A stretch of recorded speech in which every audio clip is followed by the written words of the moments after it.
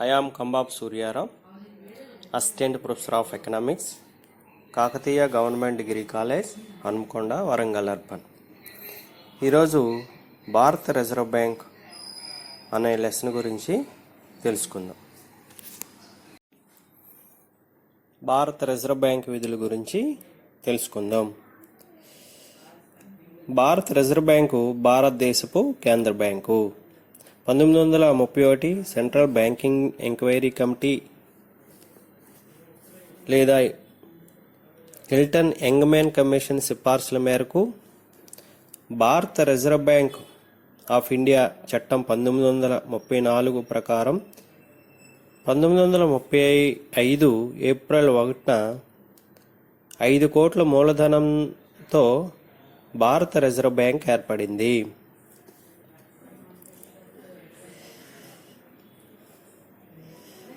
కొద్దిమంది చేతిలో ఆర్బీఐ వాటాలు కేంద్రీకృతం అవడం న్యాయం కాదని 1947లో స్వతంత్రం వచ్చిన తర్వాత 1949 జనవరి 1ని భారత రిజర్వ్ బ్యాంకును జాతీయం చేయడం జరిగింది. భారత రిజర్వ్ బ్యాంక్ ప్రధాన కార్యాలయం బొంబాయిలో ఉంది.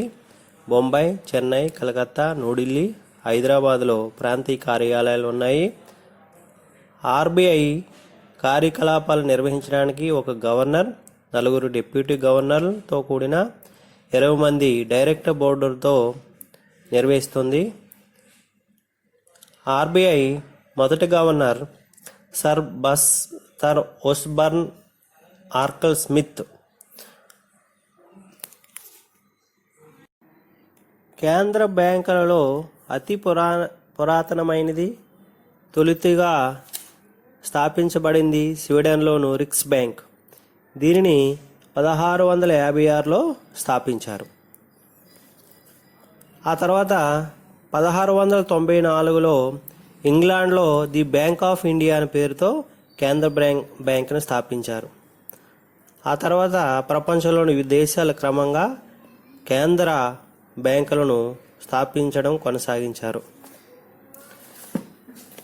1800లో బ్యాంక్ ఆఫ్ ఫ్రాన్స్, 1814లో బ్యాంక్ ఆఫ్ నెదర్లాండ్, 1818లో డెన్మార్క్ జాతీయ బ్యాంకు, 1850లో బెల్జియం జాతీయ బ్యాంకు, 1856లో బ్యాంక్ ఆఫ్ స్పెయిన్, 1860లో బ్యాంక్ ఆఫ్ రష్యా, 1882లో బ్యాంక్ ఆఫ్ జపాన్, 1893లో ఇటలీ సెంట్రల్ బ్యాంక్, 1907లో స్విస్ జాతీయ బ్యాంక్, 1913లో అమెరికాలో ఫెడరల్ జాతీయ బ్యాంకు, 1914లో కెనడాలో సెంట్రల్ బ్యాంకు, 1935లో ఏప్రిల్ 1లో భారత రిజర్వ్ బ్యాంక్ అనేది కేంద్ర బ్యాంకుగా ఏర్పడ్డాయి. నేటి ఆధునిక ప్రపంచంలో కేంద్ర బ్యాంకు లేని దేశమంటూ లేదు. ప్రతి దేశంలోనూ కేంద్ర బ్యాంకు ద్రవ్య మార్కెట్కు నాయకత్వం వహిస్తూ వాణిజ్య బ్యాంకులకు, ఇతర ఆర్థిక సంస్థల కార్యకలాపాలను క్రమబద్ధం చేస్తూ వాటిని పర్యవేక్షిస్తూ ఉంటుంది. నోట్లు జారీ చేసే బ్యాంకుగా, ప్రభుత్వానికి బ్యాంకరుగా, ఏజెంటుగా, సలహాదారునిగా ఆర్బీఐ వ్యవహరిస్తూ ఉంటుంది. భారతదేశంలో కేంద్ర బ్యాంకును రిజర్వ్ బ్యాంకు అంటారు. దీనికి ఇంగ్లాండ్లోని కేంద్ర బ్యాంకు ఆదర్శంగా నిలిచింది. మన దేశంలో కేంద్ర బ్యాంకు సంబంధించిన 1773 general bank of Bengal, Bihar,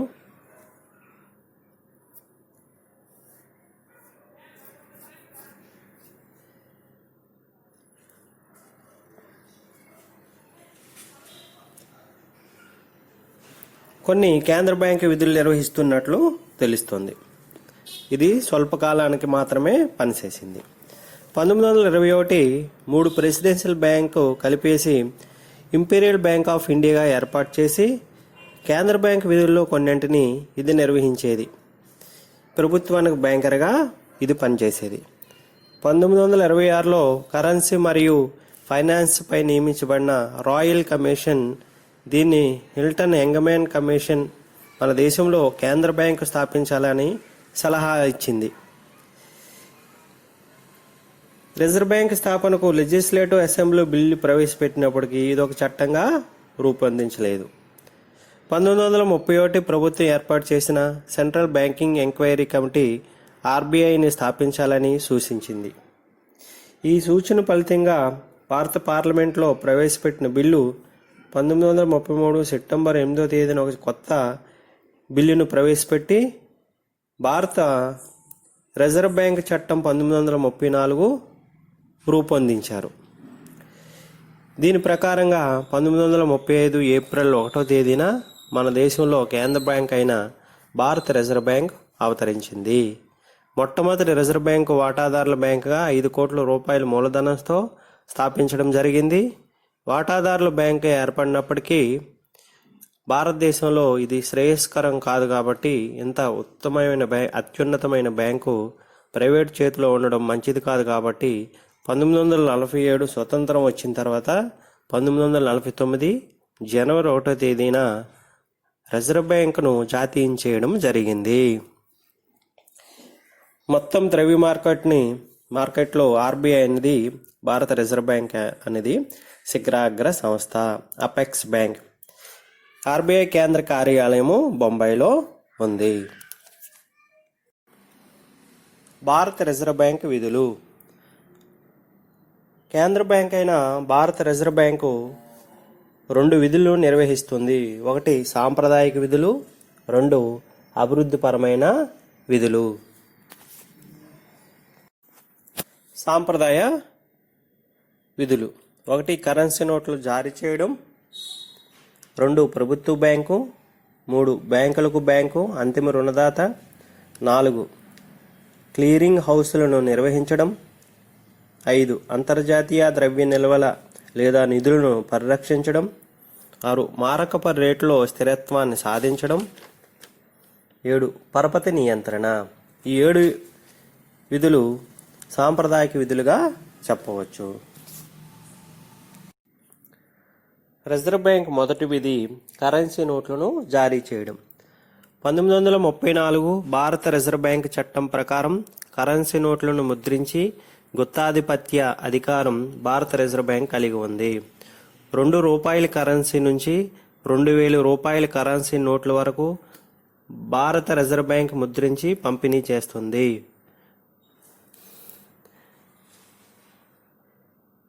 భారత ప్రామాణిక ద్రవ్యమైన రూపాయిని ప్రభుత్వ విత్త మంత్రిత్వ శాఖ ముద్రించి రూపాయి నోటు పైన ఆర్థిక శాఖ కార్యదర్శి సంతకం ఉంటుంది. 1956 సంవత్సరం వరకు భారతదేశంలో నోట్ల జారీకి అనుపాత నిల్వల పద్ధతిని అవలంబించేవారు.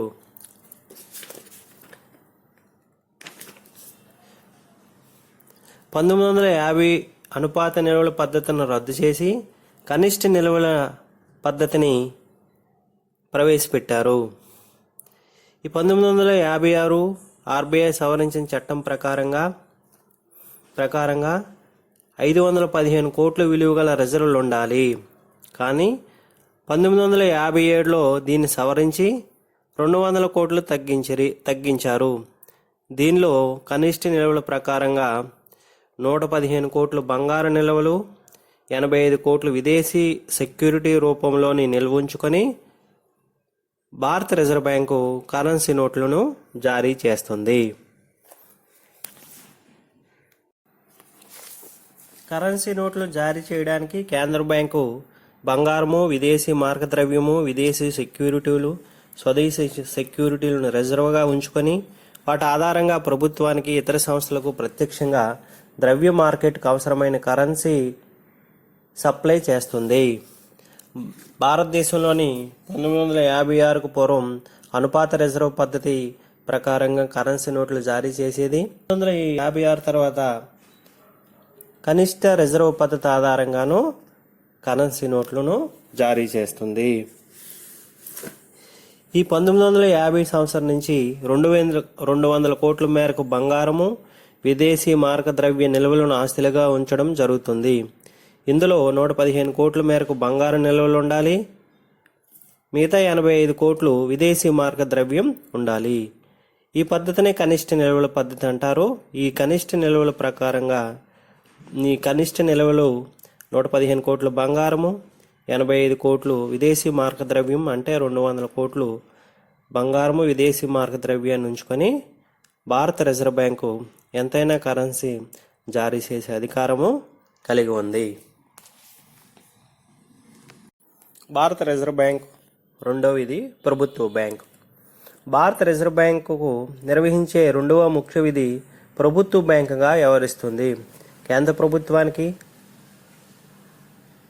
అన్ని రాష్ట్ర ప్రభుత్వాలకి ప్రభుత్వ బ్యాంకుగాను, ప్రభుత్వ ఏజెంట్గాను ఇది వ్యవహరిస్తుంది. ప్రభుత్వ నగదు నిల్వలను వడ్డీ రహితంగా డిపాజిట్ రూపంలో పెట్టుకోవడం, ప్రభుత్వం తరపు చెల్లింపులు చేయడం, రాబడులు వసూలు చేయడం, విదేశీ మార్కద్రవ్య పత్రాలను నిల్వ ఉంచడం రిజర్వ్ బ్యాంక్ విధులుగా భావించవచ్చు. బ్యాంకింగ్, ఆర్థిక, ద్రవ్య విధానాల విషయంలో కేంద్ర రాష్ట్ర ప్రభుత్వాలకు సలహాదారుగా ఉంటుంది. కేంద్ర రాష్ట్ర ప్రభుత్వాల తరపున రుణాలను స్వీకరిస్తుంది. ఏ సమయంలో రుణాలు స్వీకరించాలో, ఎంత మొత్తంలో స్వీకరించాలో రిజర్వ్ బ్యాంకు కేంద్ర రాష్ట్ర ప్రభుత్వాలకు సలహాలు ఇస్తుంది. ప్రభుత్వ రుణాలను యాజమాన్యం చేస్తుంది. అవసరమైనప్పుడు వారు వేలంపాట్లో ట్రెజరీ బిల్లును అమ్ముతుంది. కేంద్ర రాష్ట్ర ప్రభుత్వాలకు స్వల్పకాలిక రుణాలను 90 రోజుల కాలపరిమితితో మంజూరు చేస్తుంది. వీటిని వేస్ అండ్ మీల్స్ అని అడ్వాన్స్ అంటారు. కొన్ని అత్యవసర పరిస్థితులలో భారత రిజర్వ్ బ్యాంకులో కేంద్ర రాష్ట్ర ప్రభుత్వాలు ఓవర్ డ్రాఫ్ట్ సౌకర్యాన్ని కూడా వినియోగించుకుంటాయి. భారత రిజర్వ్ బ్యాంక్ మూడవది బ్యాంకు అంతిమ రుణదాత. భారత రిజర్వ్ బ్యాంకు చట్టం 1934 ప్రకారం, బ్యాంకింగ్ క్రమబద్ధీకరణ చట్టం 1949 ప్రకారం దేశంలో ఉన్న అన్ని ప్రభుత్వ బ్యాంకులను, షెడ్యూల్డ్ వాణిజ్య బ్యాంకులను నియంత్రించే అధికారం భారత రిజర్వ్ బ్యాంక్ కలిగి ఉంది. రిజర్వ్ బ్యాంకు 2వ షెడ్యూల్లో చోటు దక్కించుకున్న అన్ని బ్యాంకులను షెడ్యూల్డ్ బ్యాంకులు అంటారు. ఈ స్థానాన్ని దక్కించుకోవడానికి బ్యాంకులు కొన్ని నియమ నిబంధనలు పాటించి ఖాతాదారులకు హాని కలగని విధంగా వ్యవహరించవలసి ఉంటుంది. బ్యాంకింగ్ క్రమబద్ధీకరణ చట్టం 1949 ప్రకారం ప్రతి షెడ్యూల్డ్ బ్యాంకు తమ డిమాండ్ డిపాజిట్లో 2%, కాలపరిమితి డిపాజిట్లో 5% తగ్గకుండా నగదు నిల్వలను రిజర్వ్ బ్యాంకు దగ్గర తప్పనిసరిగా ఉంచాలి. ఈ చట్టానికి 1960లో సవరణ చేసి నగదు నిల్వల నిష్పత్తి మొత్తం డిమాండ్ కాలపరిమితి డిపాజిట్లో 3 నుంచి 15% వరకు వ్యాపించి ఉండవచ్చు. ఒక కొత్త బ్యాంక్ ఆవిర్భవించాలన్నా, కొత్త శాఖ ఏర్పాటు చేయాలన్నా వాణిజ్య బ్యాంకులు రిజర్వ్ బ్యాంకు నుంచి లైసెన్సులు పొందవలసి ఉంటుంది. నిర్దేశించిన రీతిలో బ్యాంకింగ్ కార్యకలాపాలు చేపట్టకపోతే లైసెన్సులు రద్దు చేసే అధికారాన్ని కూడా భారత రిజర్వ్ బ్యాంక్ ఉంటుంది. ప్రతి బ్యాంకు తన వారాంతర లావాదేవీలను ప్రతి వారం రిజర్వ్ బ్యాంకు సమర్పించవలసి ఉంటుంది.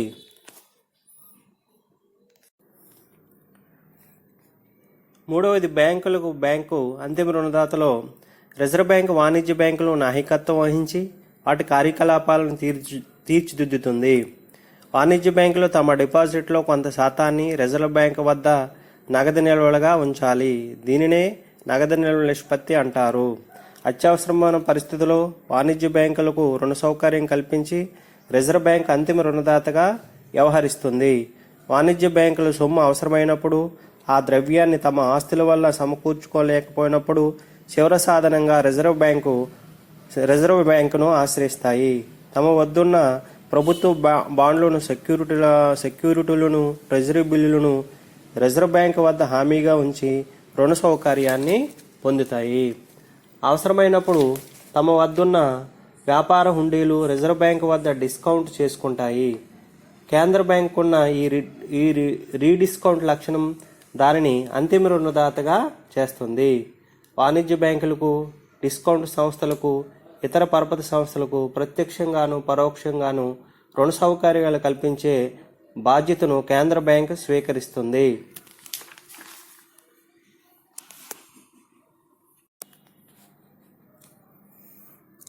నాలుగవది క్లియరింగ్ హౌస్లను నిర్వహించడం. బ్యాంకులు ఇతర బ్యాంకులకు చెల్లించవలసినవి, ఇతర బ్యాంకుల నుంచి వసూలు చేసుకోవలసిన మొత్తాలను ఆర్బీఐ ఏర్పాటు చేసిన క్లియరింగ్ హౌసుల ద్వారా పరిష్కరించవచ్చు. క్లియరింగ్ హౌసులు లేని చోట ఆర్బీఐకి ప్రతినిధిగా ఎస్బీఐ పనిచేసును. బ్యాంకులు నిత్య వ్యవహారాల్లో వాటికి వసూలు నిమిత్తం ఖాతాదారులు పంపిన అనేక చెక్కులు వస్తుంటాయి. ఆ చెక్కులను ఆయా బ్యాంకులు పంపి సొమ్ము వసూలు చేసి ఖాతాదారుల ఖాతాలో జమ కట్టవలసి ఉంటుంది. అదేవిధంగా ప్రతి బ్యాంకుకు ఇతర బ్యాంకుల నుంచి వసూలు చేయవలసిన చెక్కులు ప్రతిరోజు సేకరించాలి. వీటన్నిటినీ తమ సిబ్బందిని పంపి వసూలు చేయడం చాలా వ్యయ ప్రయాసాలతో కూడుకొని ఉంటుంది.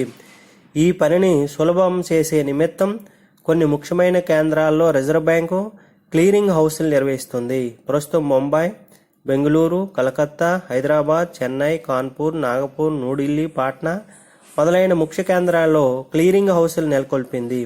ఈ క్లియరింగ్ హౌసుల వద్ద ఆ కేంద్రాల్లో ఉన్న బ్యాంకులు ఇతర బ్యాంకుల నుంచి వసూలు చేయవలసిన తమ చెక్కులను క్లియరింగ్ హౌసులకు పంపుతాయి. ప్రతి బ్యాంకు ఇతర బ్యాంకుల నుంచి తమకు రావాల్సిన సొమ్మును, ఇతర బ్యాంకులన్నిటికీ తాను ఇవ్వవలసిన సొమ్మును సూచించే పట్టికను తయారు చేస్తుంది. ఆ పట్టికలో తనకు రావాల్సిన నికర నిల్వ లేదా తాను చెల్లించవలసిన నికర నిల్వ చూపించడం జరుగుతుంది.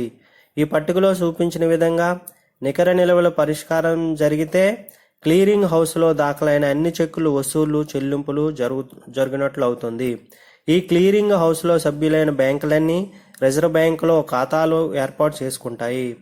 అందువల్ల సొమ్ము చెల్లించవలసిన బ్యాంకు ఖాతాలో ఖర్చు రాసి సొమ్ము రావాల్సిన బ్యాంకులో జమ చేసి నికర విలువల పరిష్కారం రిజర్వ్ బ్యాంకు చేస్తుంది. రిజర్వ్ బ్యాంక్ 5వ విధి విదేశీ మార్క ద్రవ్య నిల్వల పరిరక్షించడం, అంతర్జాతీయ ద్రవ్య నిల్వల పరిరక్షించడం. భారతదేశం రూపాయి బహిర్గత విలువను నిలకడగా ఉంచే బాధ్యత రిజర్వ్ బ్యాంకుపై ఉంది. భారత రక్షణ చట్టం పరిధిలో ఉన్న ఈ విధి తర్వాత విదేశీ మార్క ద్రవ్య నియంత్రణ చట్టం పరిధిలోకి వచ్చింది. 1946 భారతదేశ అంతర్జాతీయ ద్రవ్యనిధి స్థాపనకై సభ్యుడైన తర్వాత స్థిర మార్కపు రేటు నెలకొల్పే బాధ్యత రిజర్వ్ బ్యాంకుపై ఉంది. రూపాయి మార్కపు రేటుని స్థిరంగా నిర్వహించడానికి భారత రిజర్వ్ బ్యాంక్ అంతర్జాతీయ కరెన్సీని నిల్వ ఉంచవలసి ఉంటుంది. ఎందుకంటే స్థిర మార్కపు రేట్లు ఉన్నప్పుడు అంతర్జాతీయ చెల్లింపులో లోటు సర్వసాధారణంగా ఏర్పడుతుంది. చెల్లింపు శేషంలో తాత్కాలిక లోటును పూరించడానికి అంతర్జాతీయంగా అంగీకరించబడే ద్రవ్య యూనిట్ అయిన డాలర్ నిల్వ ఉంచవలసి ఉంటుంది. అలాగే అవసరమైనప్పుడు విదేశీ మార్క ద్రవ్యాన్ని నియంత్రించవలసి ఉంటుంది. విదేశీ మార్గంగా ఉపయోగించే బంగారు నిల్వలను, విదేశీ మార్క ద్రవ్య నిల్వను పరిరక్షించడం రిజర్వ్ బ్యాంకు నిర్వహించవలసిన విధుల్లో ఒకటి.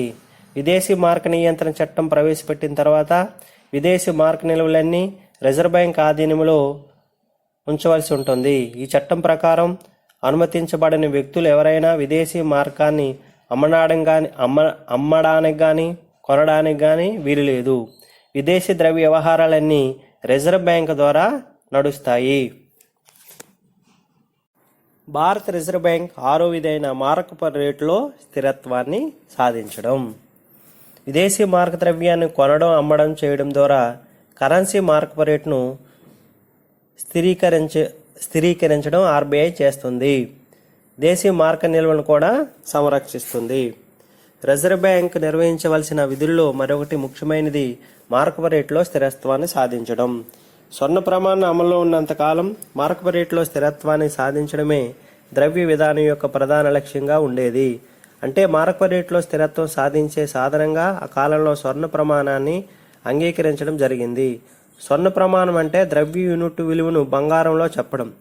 ద్రవ్య యూనిట్ విలువ నిర్దేశించిన గల బంగారు విలువకు సమానంగా చూసే పద్ధతిని స్వర్ణ ప్రమాణం అంటారు. స్వర్ణ ప్రమాణం మార్కపు రేటులో స్థిరత్వాన్ని సాధిస్తుందని కానీ ఆర్థిక వ్యవస్థలు అనేక ఒడిదొడుకులు లోనవుతున్నాయి. స్వర్ణ ప్రమాణంలో లోపాలు, పరిమితుల వల్ల క్రమేపీ స్వర్ణ ప్రమాణం విచ్ఛిన్నమైంది. బంగారు నాణ్యంలోకి మార్చడానికి వీల్లేని కరెన్సీ నోట్లు చలామణకు వచ్చిన తర్వాత మార్కపు రేటులోనూ విశేషమైన మార్పులు సంభవించాయి. అంతర్జాతీయ ద్రవ్య నిధుల్లో సభ్యత్వం తీసుకున్న తర్వాత అంతర్జాతీయ ద్రవ్య సంస్థలో సభ్యత్వం తీసుకున్న తర్వాత ఇతర సభ్య దేశాలతో పాటు రూపాయి మారక రేటును నిలబెట్టుకోవాల్సిన బాధ్యత రిజర్వ్ బ్యాంకుకు ఏర్పడింది. అంటే ద్రవ్యనిధి సభ్యురాలుగా ద్రవ్యనిధి సభ్యులైన ఇతర దేశాలతో నిశ్చిత స్థిరమైన వినిమయం రేటును నిర్వహించే బాధ్యత భారత రిజర్వ్ బ్యాంక్ ఉంది.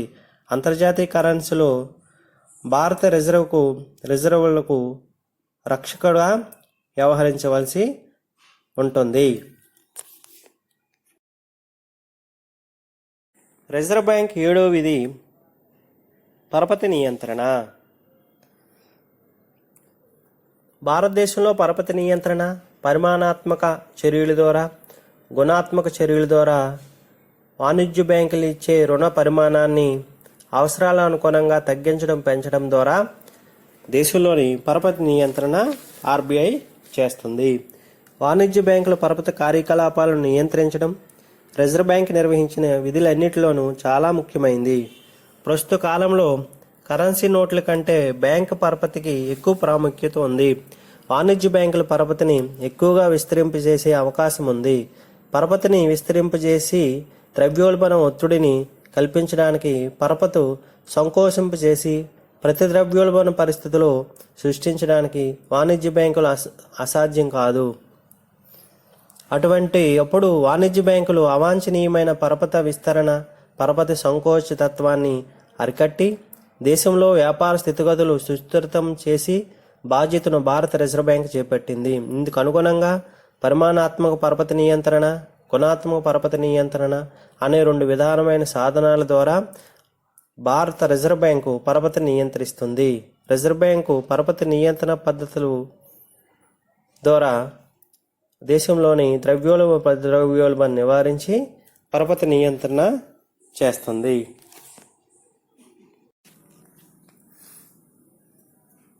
పరపతి నియంత్రణ ఆర్బీఐ విధుల్లో అతి ముఖ్యమైనది. వాణిజ్య బ్యాంకులు సృష్టించే పరపతి వలన ఆర్థిక వ్యవస్థలో ఉద్భవించే ప్రతి ద్రవ్యోల్బణ పరిస్థితులు రాకుండా ద్రవ్య స్థిరత్వాన్ని సాధించినందుకు వాణిజ్య బ్యాంకుల యొక్క పరపతిని భారత రిజర్వ్ బ్యాంకు నియంత్రిస్తుంది. కాబట్టి భారత రిజర్వ్ బ్యాంకు పరిమాణాత్మక పరపతి నియంత్రణ సాధనాల ద్వారా, గుణాత్మక పరపతి నియంత్రణ సాధనాల ద్వారా పరపతిని నియంత్రిస్తుంది. పరపతి నియంత్రణలో భారత రిజర్వ్ బ్యాంకు పరిమాణాత్మక పరపతి నియంత్రణ సాధనాలైన బ్యాంక్ రేటు విధానం, బహిరంగ మార్కెట్లు చర్యలు, చర నిల్వల నిష్పత్తిలో మార్పు, నగదు నిల్వల నిష్పత్తి మరియు repo rate, reserve repo rate ద్వారా పరపతిని నియంత్రిస్తుంది. గుణాత్మక పరపతి నియంత్రణలో భాగంగా మార్జిన్లు నిర్ణయించడం ద్వారా వినియోగదారుల పరపతి నియంత్రణ, పరపతి రేషనింగ్, నైతిక ఉద్బోధ, ప్రత్యక్ష చర్యల ద్వారా పరపతిని నియంత్రిస్తుంది. అభివృద్ధిపరమైన విధులు. అభివృద్ధిపరమైన విధులు 1. బ్యాంకింగ్ వ్యవస్థను అభివృద్ధి పరచడం, 2. వ్యవసాయ పరపతిని ప్రోత్సహించడం, 3. పారిశ్రామిక అభివృద్ధి పరపతిని అందించడం, 4. బిల్డ్ మార్కెట్ను అభివృద్ధి పరచడం, 5. సమాచార సేకరణ, ప్రచురణ, శిక్షణ కళాశాలను ఏర్పాటు చేయడం. అభివృద్ధిపరమైన విధులు.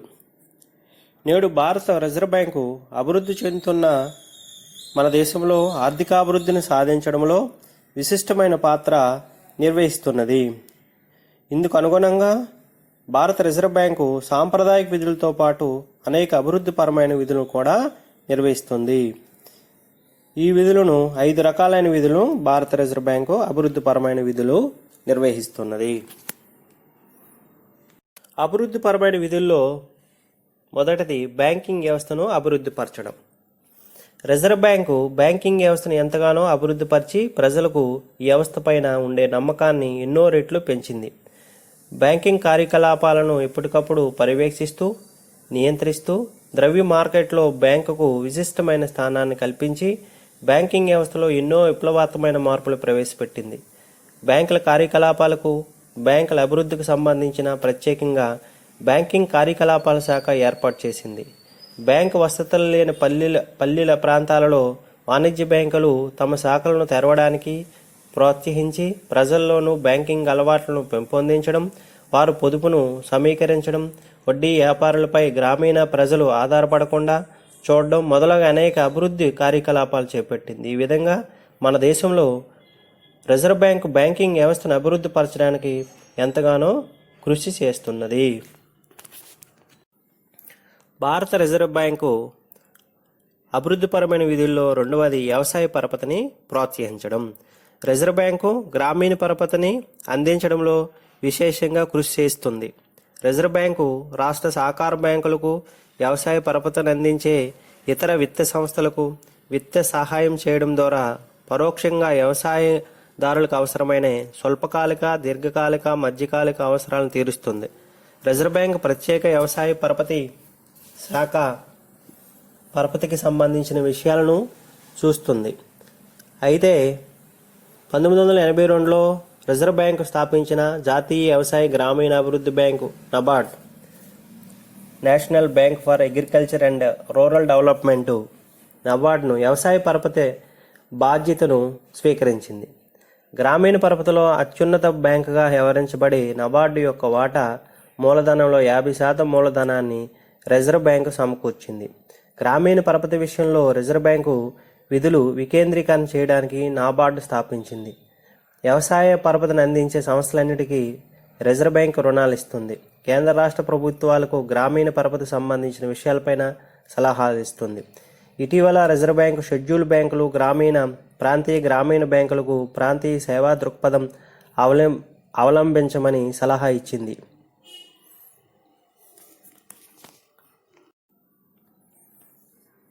మూడో అభివృద్ధి విధి పారిశ్రామిక అభివృద్ధికి పరపతిని అందించడం. ఒకవైపు దీర్ఘకాలిక పారిశ్రామిక విత్తనాన్ని తగిన రీతిలో పరిశ్రమలకు అందించాలని, మరొక వైపు చిన్న తరహా పరిశ్రమలకు అవసరమైన విత్తాన్ని సమకూర్చే సంస్థలను అభివృద్ధి పరచడంలో భారత రిజర్వ్ బ్యాంక్ ఎంతో కృషి చేస్తుంది. రిజర్వ్ బ్యాంక్ ప్రత్యేకంగా ఒక పారిశ్రామిక పరపతి విభాగాన్ని ఏర్పాటు చేసింది. ఈ విభాగం ద్వారా పారిశ్రామిక విత్తాన్ని అందజేసి ప్రత్యేక సంస్థలకు విత్త సహాయము, వ్యవస్థాపన సహాయము అందిస్తుంది. రిజర్వ్ బ్యాంక్ సహాయంతోనే అనేక ద్రవ్య సహాయ సంస్థలు నెలకొల్పడం జరిగింది. భారత పారిశ్రామిక అభివృద్ధి బ్యాంకు, భారత పారిశ్రామిక విత్త సంస్థలు, రాష్ట్ర విత్త సలహా సంస్థలు మొదలైనవి సంస్థల స్థాపనలో రిజర్వ్ బ్యాంక్ ప్రముఖ పాత్ర వహించింది. నాలుగో విధి బిల్ మార్కెట్ను అభివృద్ధి చేయడం. ద్రవ్య మార్కెట్ అభివృద్ధికి అభివృద్ధి చెందిన బిల్లు మార్కెట్ ఆవశ్యకత ఎంతైనా ఉంది. అభివృద్ధి చెందిన బిల్లు మార్కెట్ అమలులో ఉన్నట్లయితే కేంద్ర బ్యాంకు పరపతి నియంత్రణ కార్యకలాపాలను సులభంగా కొనసాగించడానికి వీలవుతుంది. మన దేశంలో బిల్ మార్కెట్ వ్యవస్థను అభివృద్ధి పరిచి దాని ద్వారా సమర్థవంతమైన ద్రవ్య మార్కెట్ నెలకొల్పడానికి రిజర్వ్ బ్యాంకు ప్రయత్నిస్తుంది. ద్రవ్య మార్కెట్ను అభివృద్ధి పరిచి పరపతిని పెంపొందించడానికి మొట్టమొదటిసారిగా 1952లో బిల్ మార్కెట్ పథకాన్ని ప్రారంభించింది. అభివృద్ధిపరమైన విధుల్లో ఐదవది సమాచార సేకరణ, ప్రచురణ, శిక్షణ కళాశాల ఏర్పాటు. భారత reserve bank report of currency and బ్యాంకులకు సంబంధించిన గణాంక పట్టికలను మొదలైన పుస్తకాలను రిజర్వ్ బ్యాంక్ ప్రచురిస్తుంది. 1974 నుండి ఆర్బీఐ న్యూస్ లెటర్ అనే పక్ష పత్రికను ప్రచురిస్తుంది. రిజర్వ్ బ్యాంకు దేశంలోని అనేక బ్యాంకులలో వివిధ స్థాయిల్లో పనిచేస్తున్న సిబ్బందికి శిక్షణ ఇవ్వడానికి 3 శిక్షణా కళాశాలలు నిర్వహిస్తుంది. బ్యాంకర్ల శిక్షణా కళాశాల ముంబైలోను, వ్యవసాయ బ్యాంకింగ్ శిక్షణా కళాశాల పూణే, రిజర్వ్ బ్యాంక్ సిబ్బంది శిక్షణా కళాశాల చెన్నైలో ఉంది. భారత రిజర్వ్ బ్యాంకు ద్రవ్య సుస్థిరతకు ద్వారా క్రమబద్ధమైన ఆర్థిక పురోగతికి దోహదం చేయడం కేంద్ర బ్యాంకు యొక్క ప్రధాన కర్తవ్యం. మారకపు రేట్లను, ధరల స్థాయి స్థిరంగా ఉంచడం, ఆర్థిక మాంద్యము, ద్రవ్యోల్బణం అంటే వాటిని నివారించడం, సంపూర్ణ ఉద్యోగతను సాధించడం, విదేశీ చెల్లింపులు శేషం అనుకూలంగా ఉండేటట్లు చేయడం, మారకపు రేట్లు స్థిరత్వం, ధరల స్థిరత్వం, సంపూర్ణ ఉద్యోగత, ఆర్థిక అభివృద్ధి, ఇంకా విదేశీ వ్యాపార చెల్లింపుల శేషం ఉండేటట్లు చూడడం, అంతర్జాతీయ ద్రవ్య సహకారాన్ని పెంపొందించడం మొదలైన ఆశించిన లక్ష్యాలు సాధించడమే కేంద్ర బ్యాంకు ప్రధాన ధ్యేయంగా చెప్పవచ్చు.